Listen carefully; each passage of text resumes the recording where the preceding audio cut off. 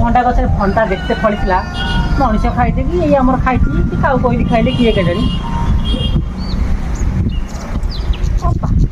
ତମ ଗଛରେ ତ ଏଇନା ସବୁ ଭଣ୍ଡା ଫଳି ନଥିଲା। ଦେଖିଥିଲି ଦେଖିଲି ଏତେ ଭଣ୍ଡା ପତି ହେଇକି ଫଳିକି ଆଉଥରେ ଝଡ଼ିକି ଗଲାଣି। ତା ଦେଖିବୁ ଏବେ ବି ସେ ମଞ୍ଜି ପଡ଼ି ଗଛ ଏଇଟା ମୂଳରେ। ତାମାନେ କଣ ମୁଁ ନେଇଗଲି? ଆଉ ଗାଁ ବଦା ଯାଇଛନ୍ତି ତତେ ମୁଁ କହିଛି? ମୁଁ ନେଇଗଲି। ତତେ କହିଛି କି? ତତେ ମୁଁ କହିନି ତୁ କାଇଁ ଦେବାକୁ ଦେବି? ଦେଖେଇଥିଲି ମତେ କହୁଛ। ତୋର ଇଚ୍ଛା ଅଛି ମୋ ସହିତ କଥା ଆଉ ନହେଲେ ରହ। ମୁଁ ବି ତୋ ସହିତ କଥା ନହେଲେ ପାରୁନି। ପଳା। ବଡ଼ ବୋଉ ପାଖକୁ ଯିବନି ହାଁ, ସେଟା ଭାରି କହିବି। କଣ କହିଲୁ ମୁଁ ଶୁଣିଛି? କଣ କହିଛୁ ତୁ? ନା ମୁଁ କାଇଁ ତମକୁ କଣ କହିବି? କଣ କହିଛୁ ନା ଛୁଆ ସହିତ ଭଲ ହଉଛି। ଆଲୋ ତୁ ଯେହେତୁ ତୋ ଛୁଆ ସେମିତି ତୁ ତ ସଦାବେଳେ କହ ତୋ ଛୁଆ ତୋ ମୁହଁ ଭଳିଆ ତୋ ଭଳିଆ ତ ଟୋଟାଲି ମିଶୁନି। ତା ରଙ୍ଗ ତା ଢଙ୍ଗ କିଛି କାଇଁ ମିଶୁନି।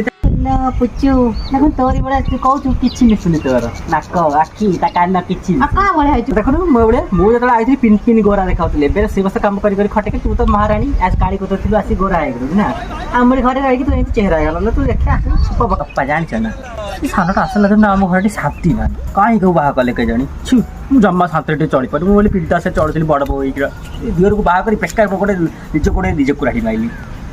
କାହିଁ ମୁଁ ଏମିତି କଲି କେଜାଣି। କଣ ଯାଉନୁ ମୁଁ କଥା ହଉଛି ଭବିଷ୍ୟତ। ତମେ ମୋ ବିଷୟରେ କଥା ହଉଛ ନା? ତୁ ଦେଖିଥିଲୁ ଏବେ ଏବେ କଣ ଲେଖା ହେଇଛି? ରୁନୁ ଭାଉଜ।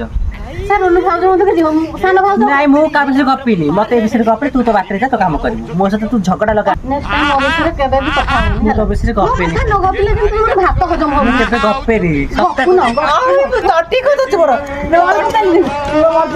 ତଟି ଛାଡ଼ିବ ତଟି ମାରିଦେବ।